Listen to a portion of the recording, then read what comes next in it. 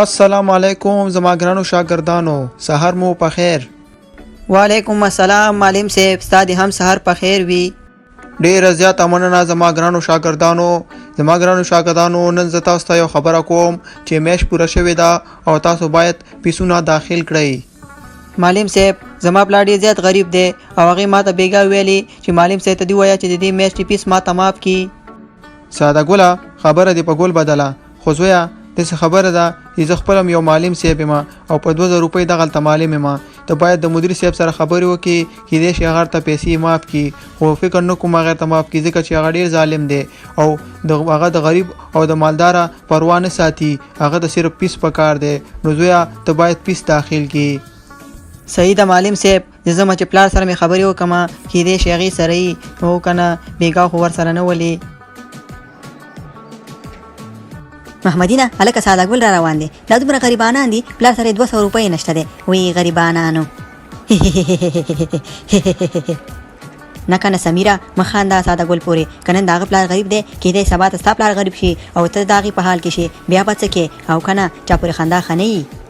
زمانه زما پلار دومره مالداره دی چې 50 کالو پورې هم نه غریب کېږي او چې د سره پیسې نشته خو مکتب دې نه وایي که نه، مهم خو نه دی چې مکتب دې وایي خو مکتب دې پرېږدي که نه. هره هسې فضول خبرې کې.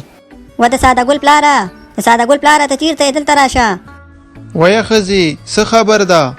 و د ساده ګل پلاره کور کې هر څه ختم شوي دي، نه پیاز ته نه رومیان نه الوګان هېڅ هم نشته دی، د کور سامان ټول ختم شوی دی. و ښځې نو زه څه وکړمه؟ ما سره خو د ټکي د رقم نه لګېږي، 1 روپۍ ما سره نشته دی. زه څه وکړمه؟ که تا سره کور کې خو راواخله چې راوړمه، ګینې ما سره خو 1 روپۍ هم نشته دی. ښه ده صحیح ده، دلته ودرېږه، ما ته بله مور یو 300 روپۍ راکړې وي، همغه به درته راوالمه سامان نه وړه. صحیح ده زه صحیح ده ښځې، زه دلته ولاړ یم، پیسې په منډه راوړه. دا پکې لا بله کور کې ډوډۍ روپۍ نشته دی، زه مې د پلار سره د فیس خبرې څنګه وکړم؟ باید زه مکتب پرېږدم او چېرته کار پیدا کړم. سلام علیکم غونچه ګله وروره. وعلیکم السلام وروره. وبخه ومې نه پېژندې، ته څوک یې؟ غونچه ګله وروره زه د ساده ګل معلم صاحب یم او خبره داسې ده چې ستا زوی 2-3 ورځې کېږي پیس نه دی ورکړی او سر معلم صاحب ډېر زیات غوسه دی او زه هم یو غریب سړی یم، یعنې ما به ورکړی وي خو ما سره خپل هم نشته دی. نو خبره داسې ده که پیس ته سبا ور داخل نه کړې نو کېدای ستا زوی د مکتب نه وشړي. ها وروره مونږ خو ډېر زیات غریبانان یو، پیس روپۍ خو نشته دی. خو دا راته ووایه د پیس څو روپۍ دي؟ غونچه ګله وروره 300 روپۍ پیس دی او که سبا پورې مور نه کړو نو کېدای ستا زوی د مکتب نه وشړي. ښه صحیح ده وروره دا 300 روپۍ واخله، ما سره همدغه 300 روپۍ ولي سامان دپاره مې راوړې وي، خو زه خیر د کور سامان او بل ټیم والم، الله په خیر کړي، خو زما زوی د مکتب نه ونه شړی.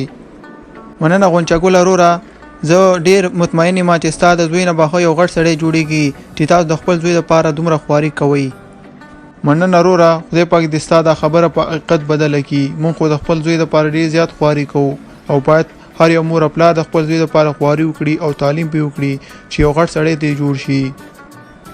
بالکل غونچه ګله وروره، خو غونچه ګله وروره زه بهرنه لاړ شم، په مام ناوخته دی. سلام علیکم. سمه ده ورور جانه، د الله په امان. د ساده ګل پلاره ولې داسې خفه او د کور سودا دې راوړه که نه؟ نه ښځې سودا خو مې رانه وړه، هغه مې پیسې مې د ساده ګل په پیس کې ورکړې. د هغې معلم صاحب سره زه ملاو شوی وم او هغې ویلي که سبا پورې تاسو د ساده ګل پیس ورنه کوئ نو مدیر صاحب به ستاسو زوی د مکتب نه وباسي. نو زه لږ ووېرېدم او د هغه په پیس کې مې پیسې ورکړې او خیر د کور سامان به بیا راوړو. ښه دې وکړه د ساده ګل پلاره، زموږ زوی باید مکتب ووایي او هغې نه موږ یو غټ ډاکټر صاحب جوړو د خیره. انشاءالله د ساده ګل مورې، انشاءالله د الله په فضل سره.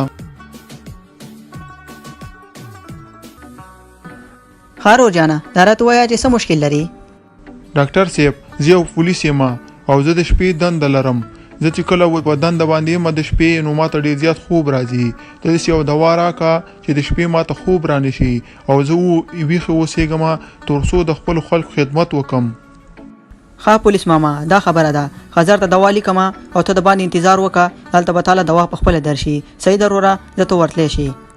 خو ډاکټر صاحب زه په فکر کې یم ته ډېر زیات لایقه ډاکټر صاحب یې او ور سړی ستا صفت کوي چې چېرته ځم نو ستا صفت خلک کوي.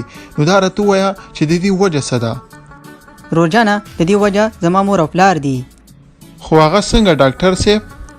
هغه داسې روزانه چې زما مور پلار په ما باندې په سخت حکیم سبق ویلې دي او غریبانو به شپه ورځ په لګه تیروله خو زه به مکتب ته لېږلم.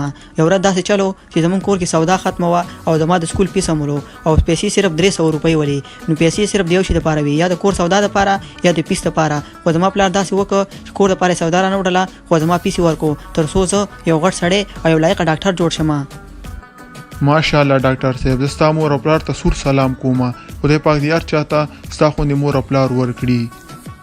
روزانه هر یو مور پلار د خپل بچو لپاره بهتر دي او غواړي چې د هغوی بچي ښه زندګي وکړي. خو بیا هم زه ټول مور پلار نه دا هیله کوم، دا خواهش کوم چې خپل بچو باندې تعلیم وکړي تر څو زما خوندې لایقه او ډاکټر او ستا خوندې نه یو ښه پولیسمین جوړ شي. او نو مننه کوم د تا ډاکټر صاحب چې راغلی او ما هم دا پوښتنه وکړه. نو تاسو ورتلی شئ او بهر تاسو لږ انتظار وکړئ که تاسو نه خفه کیږئ. صحیح ده ډاکټر صاحب، زه بهر انتظار یم. مننه کوم. السلام علیکم. وعلیکم السلام ورحمت الله وبرکاته.